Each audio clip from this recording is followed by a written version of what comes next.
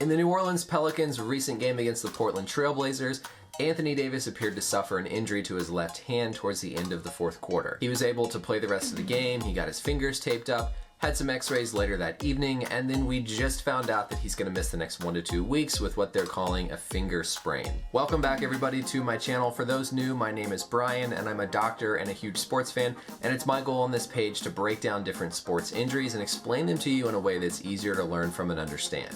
Today we're going to be taking a look at the recent finger injury suffered by Anthony Davis and talking about what's going on with the anatomy and the cause of these different finger sprains. Without further delay, let's get right into it and take a look at the injury footage to see if we can pinpoint what exactly happened to cause this injury. Now you can see as Davis is going out on the wing to play defense, he reaches that left arm out and then happens to catch his fingers, it looks like kind of on the ball initially, to cause that injury to his finger. Afterwards, we can see him obviously in a good amount of pain, grabbing onto those fingers.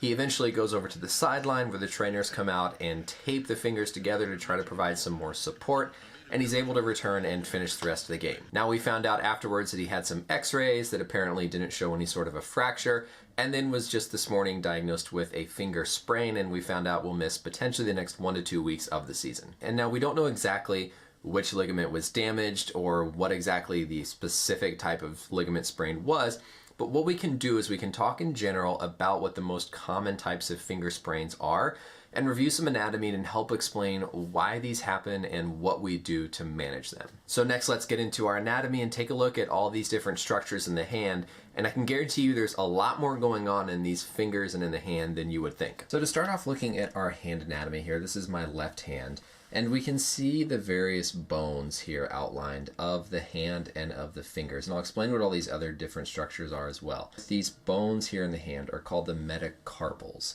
And these are quite long bones that sit in the hand, and then there's different muscles and structures that run between these as well. The actual finger bones themselves, or what we would call the phalanges, are broken down, and on the 4 fingers here, there are 3 of them. And so we have what we would call the proximal phalanx, the middle phalanx, and the distal phalanx. Now, in anatomical terms, proximal means closer to the body, and distal means further away.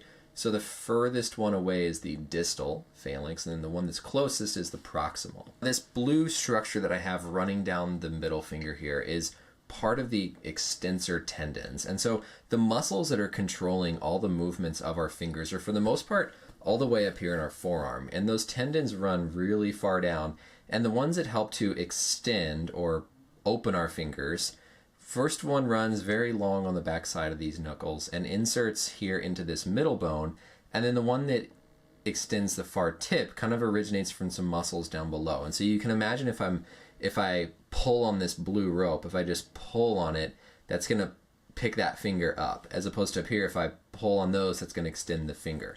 And so those are running on all the fingers. I just illustrated on one to kind of keep it simple. The key structures to remember for what we would consider a common finger sprain are what we call the collateral ligaments. I've darkened in the 3 different bones that we see here, and these red structures are ligaments.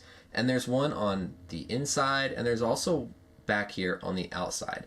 And ligaments, as we said before, are structures that connect bones to bones. So it's helping to connect this first finger bone to the middle finger bone, and then the middle one to that distal one. And those are basically providing support for our finger moving kind of side to side. So you can imagine if you didn't have those, it might be really easy to bend the fingers one certain way, but those ligaments help keep everything strong and in place. So what can happen with a finger sprain is the finger can get jammed in some sort of way that causes an excessive stress on those ligaments themselves. And the same way we can sprain a ligament in our ankle or our knee, we can sprain these little tiny ligaments in our fingers. By far and away the most common of these 2 that's injured is this one that's more proximal, so the one closest to the hand. And the reason for that is because of all the extra force from this length right here.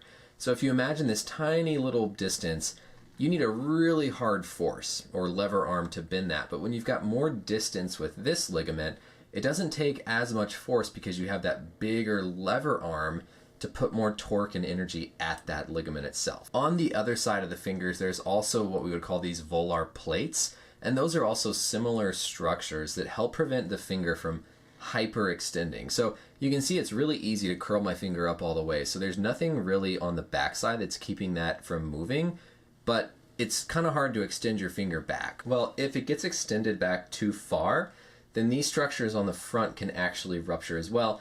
And that's kind of a whole different spectrum and type of injury that gets managed a little bit differently. Now, what are we doing to manage an injury like this? Well, certainly right away, we want to make sure that the joint is not displaced. So nothing is dislocated in the finger joint, because that's going to require more urgent attention. Assuming everything looks okay and the player is able to at least maintain some range of motion with the finger, we can provide some support by doing what we call buddy taping. And buddy taping implies that you basically rely on another buddy finger to help provide support to the injured finger. Now, right away after the game, we want to try to reduce any inflammation and swelling, so they're going to do things like ice, anti-inflammatory medications, try to keep it elevated, maybe apply some compression, so your basic rice therapy if you're familiar with that. And then over the coming days, you're initially going to see just how things go in terms of that pain and inflammation by trying to keep it protected with some sort of a brace or a splint. Once the pain and the swelling starts to improve, then you're going to work on just basic range of motion activities,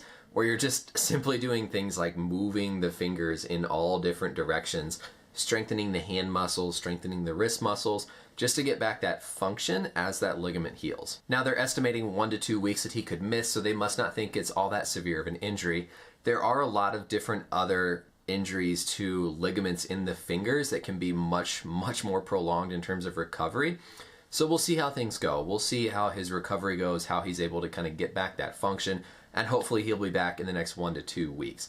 If not, there's potential that there's some other injury that's more serious to the ligaments, so we'll just have to see what goes on and kind of stay in touch with the news. As always, thank you everybody for watching this video. I hope you learned something, and the next time you're out there playing basketball or football or whatever, and you jam your finger, you now have a better sense of what exactly is damaged in your finger and why it hurts and causes you so much problem. As always, thanks for watching, and we'll see you in the next video. Bye.